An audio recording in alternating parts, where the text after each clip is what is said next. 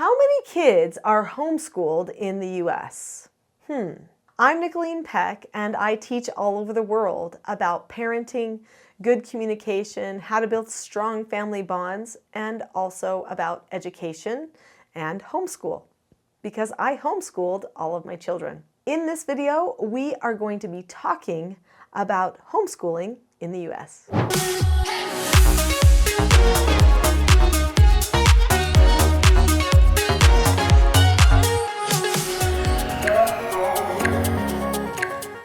In this video, we're going to talk about my homeschooling and about how many people are homeschooling in the U.S., why it's growing, and what we can do to be successful at homeschooling. I never thought I would be a homeschooler.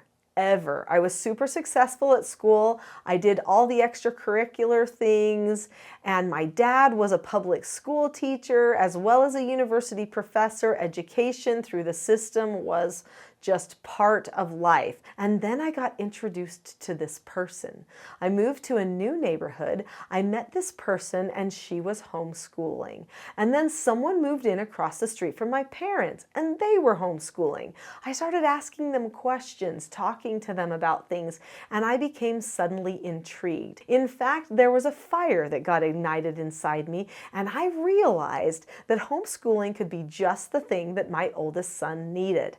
I was doing foster care at the time, taking in treatment children, and I realized this would give me an opportunity to have personal time with my children outside of the time I was spending doing the therapeutic treatment care. So to give them personal time, but also he was really smart and I didn't want him to be bored in school. So I started to homeschool. I remember at the time I started to homeschool, trying to look up on websites how many people were homeschooling and what to do about this. So I started going to conferences. I still didn't get the numbers, but I remember there was one point when I heard a number at a conference. The conference mentioned that in one state, the state of Ohio, at the time, which was in the early 2000s, like right around the year 2000, 25% of the population of the state of Ohio was homeschooling. I was blown away by that. I didn't live in Ohio, but I had no idea that homeschool was growing and that there were those types of numbers in just one state. I knew that couldn't be possible in my state, but wondered if there were other states that had similar trends as Ohio. In the 1970s, there were 13,000 homeschoolers in the whole of the United States. I mean, that seems like a lot, but that's a pretty small number. That's only a few high schools worth, maybe about 13.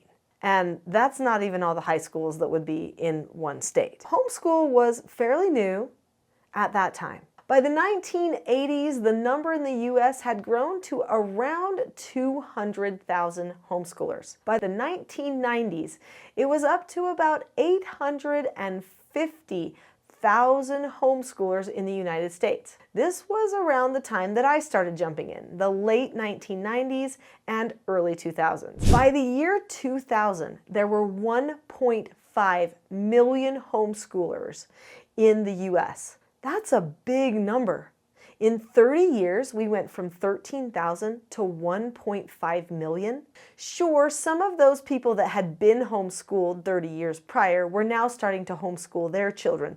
But it was more than that. It was becoming a trend. And I was actually part of that trend. By the 2010s, there was 1.7 million homeschoolers in the U.S. Now in the 2020s, there's 5 million or more homeschoolers in the U.S. That's a big jump in 10 years, from 1.7 to 5 million homeschoolers. Why the jump? Why is there such a big emphasis on homeschool? Why are people choosing this so much when they didn't before? Well, one thing might be the COVID pandemic.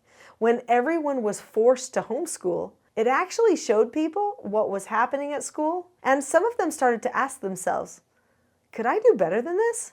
And the answer was, yeah, I think I could. Or at the very least, they thought, I can do this. And when their children had to be home for almost a whole year, they actually decided that they liked them at home, and they realized they could learn and be at home all at the same time. Sure, there were a few negative effects to homeschooling during that time of the pandemic because everybody was trapped inside, but there also was that family unity that people just could not deny. It worked. It actually worked. Something they never wanted to try was proven to them successful during those years of the pandemic. There are other reasons that people are choosing to homeschool their children.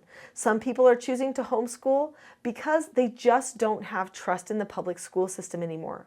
They're seeing some of the movements that are happening in the schools, the way that the federal government is controlling education, putting mandates on the states, and destroying some of the state sovereignty in relation to education around the nation. This bothers people. They want to have more local control. They also don't like all of the secrecy behind testing and some of the other topics of discussion that are being presented to the students. They don't like a lot of political agenda that's coming into the schools, and some people want their children to have more of a moral training or character development training, and they're not feeling like this is happening at school either. Some people want to have more strong family bonds, and that is the reason that they've decided to homeschool. Whatever the reason, this is what is happening across the US, and it doesn't just stop there. In fact, the US trend to homeschool is spreading around the globe. People around the globe started homeschooling when it was the COVID pandemic, and many of them didn't stop. But even before that, there were people in countries, even as far away as Kenya, that were having me talk to them about homeschooling and how to do it. I've been speaking at some of the nation's largest homeschool conferences now for about 20 years.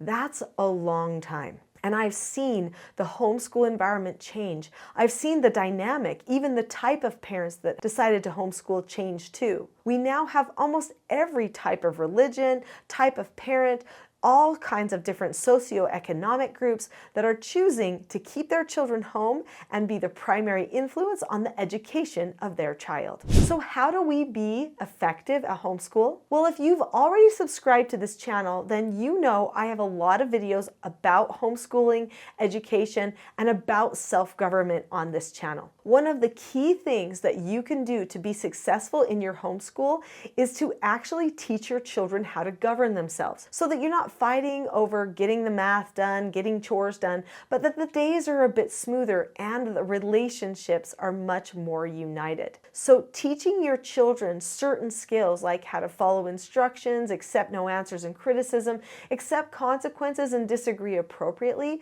are a great start to teaching them how to do their math, how to read, and to do all the practice that's going to be associated with learning those things.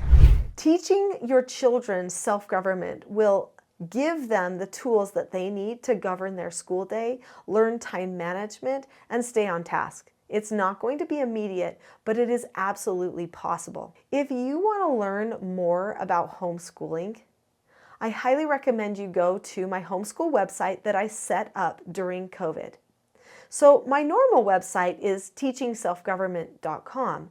That's where I teach all about the parenting stuff, which is going to be very effective for you, will help you be able to maintain your homeschool course. But if you want to learn more about how to do homeschool, what it looks like, those types of things, then go to heartofhomeschool.net. That homeschool website has free content, even free homeschooling conferences that I did during the time of COVID that will help you get a picture of what your homeschool can look like and the transformation that your family culture can have. Go to heartofhomeschool.net today. I'll see you there.